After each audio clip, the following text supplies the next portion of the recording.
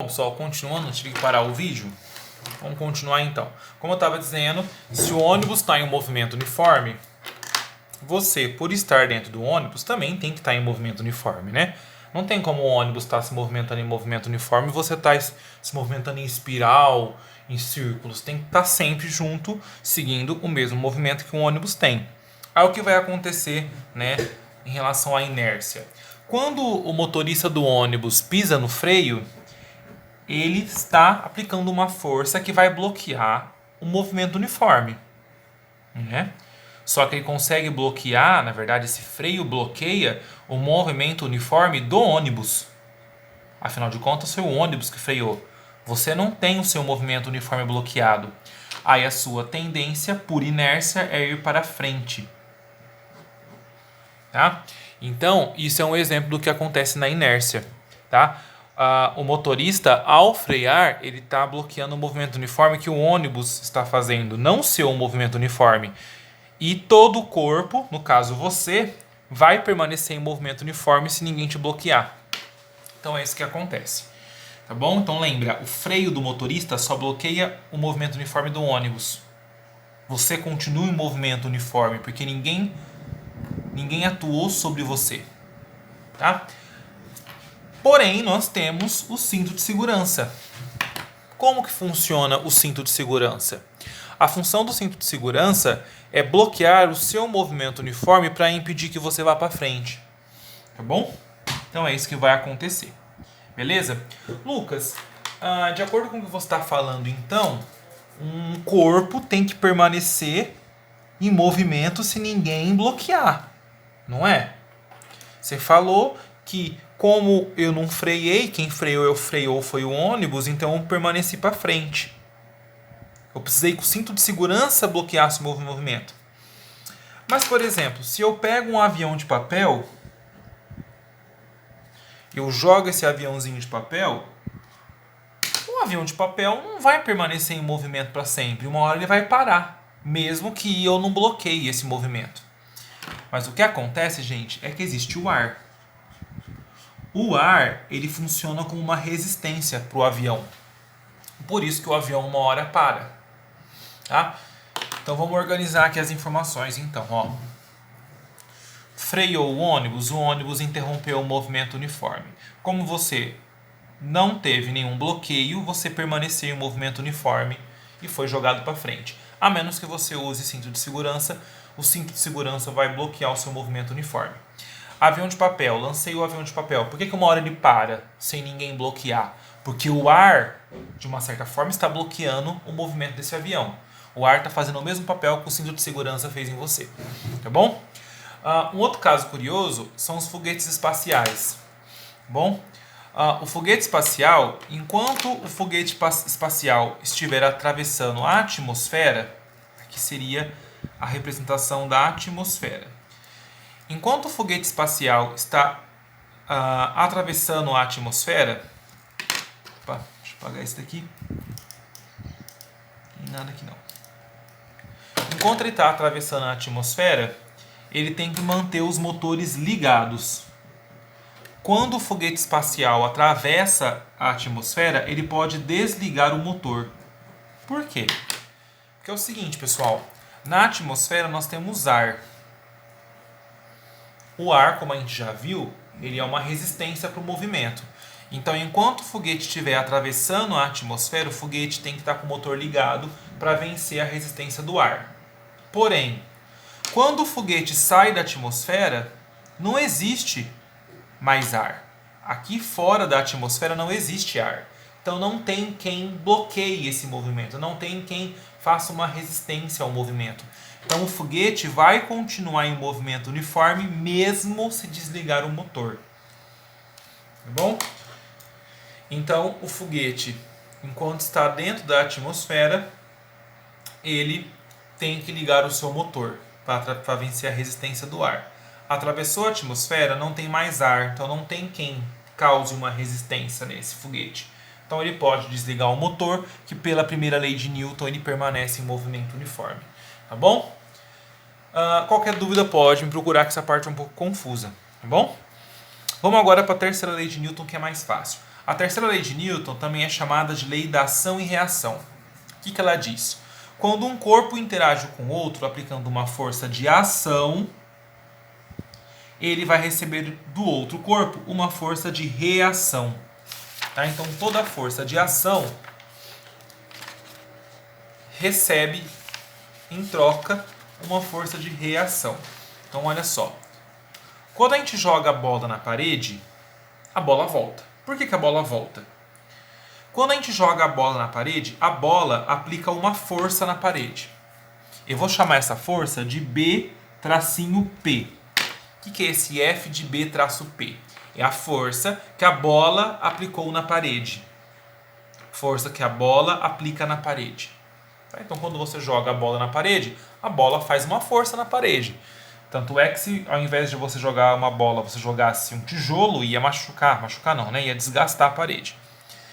Isso daqui é o que nós vamos chamar aqui no meu exemplo de ação. Porém, o que vai acontecer? Quando a bola aplica a força na parede, a parede também aplica uma força na bola. Então agora nós temos a força da parede na bola, tá? Que é a reação. Então, quando a bola é jogada na parede, existe uma ação. Né? A bola faz a ação, uma força na parede. A parede, por outro lado, devolve essa força, fazendo a reação. E é por isso que essa bola volta para você. Tá bom? Então, força da bola na parede é a força de ação. A força que a parede fez na bola, que é a mesma força que fez a bola voltar, é a força de reação. O que a gente pode perceber? A gente pode perceber o seguinte: se a força que a bola fez tiver 5 newtons, a força que a parede faz de volta também é 5. Se aqui fosse 10 newtons, a bola ia devolver 10 newtons de força. Então, a conclusão: a força de ação e de reação, elas possuem a mesma intensidade. A intensidade é sempre a mesma. Intensidade é sempre newtons. É o valor em newtons. Então, se a ação tiver 10 newtons, a reação tem que ter 10. Se tiver 50 newtons a ação, a reação tem que ter 50. E elas também têm a mesma direção. Lembra que em física a direção é vertical e horizontal. Então, se a força de ação está na horizontal, a de reação também tem que estar na horizontal. Porém, elas têm sentidos opostos. Como assim? A força de ação está indo para a direita. A força de reação vem no sentido oposto, para a esquerda. Porque sentido em física, lembra que é esquerda-direita. Tá? Tanto é que, obviamente, a bola volta para o sentido contrário do que ela foi jogada. Tá? Então, as forças de ação e reação têm a mesma intensidade, o mesmo valor. Elas têm a mesma direção, as duas estão na vertical ou as duas estão na horizontal. E elas terão obrigatoriamente sentidos opostos. Se uma está para a esquerda, uma está para a direita. Se uma está para cima, a outra está para baixo. Tá? Vamos pegar mais alguns exemplos só para a gente poder entender. Quando o bombeiro vai apagar o fogo e liga a mangueira, existe uma força com que a água sai. Essa força de ação, ela causa uma reação na mangueira, no sentido oposto. Por isso que na hora que o bombeiro liga a mangueira, a água sai com uma força tão grande que a força de reação também vai ser muito grande e o bombeiro acaba sendo jogado para trás. A mesma coisa acontece quando alguém dá um tiro, tá? Com uma arma. Geralmente quando alguém dá um tiro com uma arma, a arma dá um coice, ela volta, ela empurra a pessoa para trás. E se a pessoa não tiver treinamento para isso, ela vai acabar se machucando. Por quê? Porque a bala faz uma força para frente e a reação é para trás, a pessoa é jogada para trás. Um outro exemplo é caminhar. Quando a gente caminha, a gente só consegue andar graças à ação e reação. Quando você caminha, você empurra o chão para trás. Tanto é que o chão fica para trás. Tá? Eu não sei se dá para ver aqui. Imagina minha mão é como se fossem os pés. Você empurra o chão para trás. Conforme você anda, você vai puxando o chão para trás. Tá bom? E em compensação, deixa eu voltar aqui. o chão te empurra para frente. Então, é um exemplo de ação e reação também o caminhar. Tá? Um assunto que tem um pouco a ver aí com ação e reação são as forças de atrito.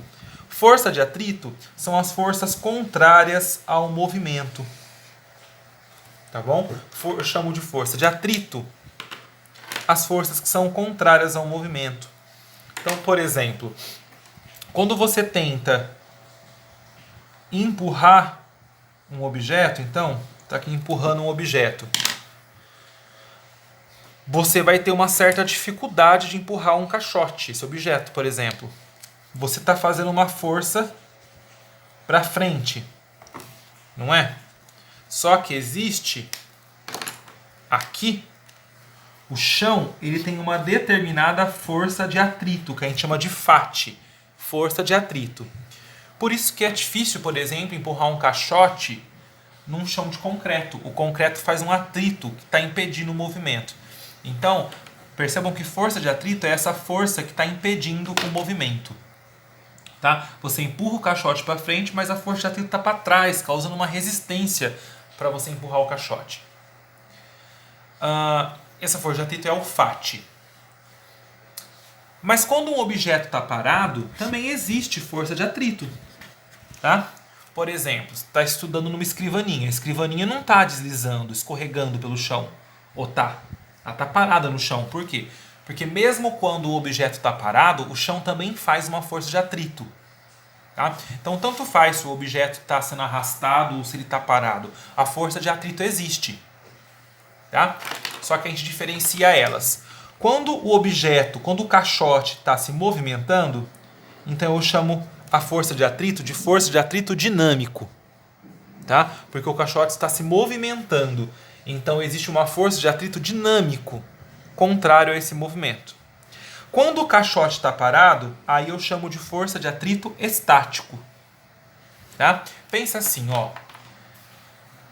Quando eu empurro uma mesinha, é um pouco difícil empurrar uma mesa, porque existe uma força de atrito dinâmico que está bloqueando o movimento. Toda vez que eu empurro alguma coisa, eu vou sofrer ação, né? Esse objeto vai sofrer ação da força de atrito dinâmico, que é o que vai deixar mais difícil esse movimento.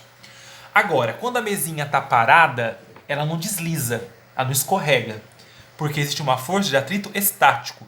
A força de atrito estático é o que não deixa o objeto escorregar quando ele está parado. Tá? Então, o objeto está parado, não está escorregando por causa da força de atrito estático. O objeto está sendo arrastado, está difícil por causa da força de atrito dinâmico.